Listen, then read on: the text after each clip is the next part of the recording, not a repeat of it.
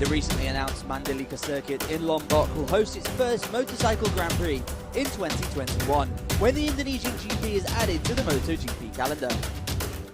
The island of Lombok is just a half-hour flight from the renowned island of Bali, and the circuit will be hosted in a beautiful holiday resort.